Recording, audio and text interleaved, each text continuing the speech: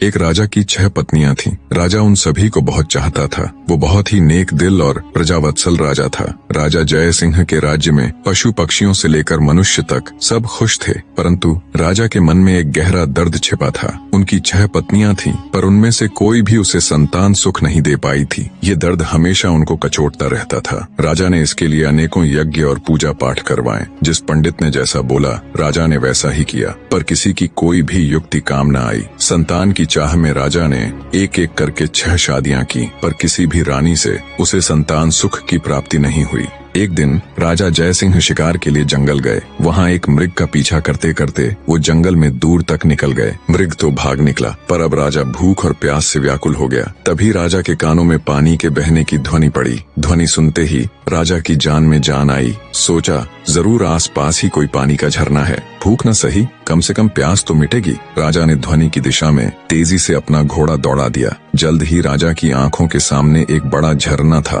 पर जब राजा झरने के पास गया, तभी उसके कानों में एक स्त्री की आवाज पड़ी। अंधे हैं क्या? दिखाई नहीं देता एक लड़की स्नान कर रही है। भूख प्यास से व्याकुल राजा ने उस तरफ तो ध्यान ही नहीं दिया था। लड़की की आवाज सुन राजा चौंक गया। उसने तुरंत अपना मुंह फेर लिया और बोला, क्षमा करे देवी, मैं इस जंगल में बहुत देर से भूखा प्यासा भटक रहा हूँ, जिससे विचलित होने के कारण मैं आपको देख नहीं पाया। इतना कह राजा मुंह फेरे ही वहाँ से कुछ दूर चलकर खड़ा हो गया। कुछ ही पलों में वह लड़की स्नान से निवृत्त होकर राजा के पास आई। उसने सूखे वस्त्र धारण किए थे और हाथ में कुछ फल लिए हुए थे। वह राजा के पास आकर बोली, महाशय, अब आप पानी पी सकते हैं। राजा ने झरने से पानी पिया और लड़की के दिए फल खाए। पानी और फल से उनकी भूख प्यास शांत हुई। राजा ने लड़की की ओर देखा और पूछा, हे सुंदरी, तुम कौन हो और इस जंगल बियाबान में अकेली क्या कर रही हो? लड़की ने जवाब दिया, मेरा नाम मोहिनी है। मैं पास के गांव में रहती हूँ। रोज यहाँ स्नान करने आती हूँ और जंगल से लकड़ियाँ इकट्ठा करती हूँ। ये झरना जंगल के बीच में है, इसलिए यहाँ कोई नहीं आता। राजा जय सिंह मोहिनी की सादगी और सुंदरता पर मोहित होकर बोला, मोहिनी, तुम्हारी मदद के लिए शुक्रिया। आज तुमने मेरी जान बचाई है,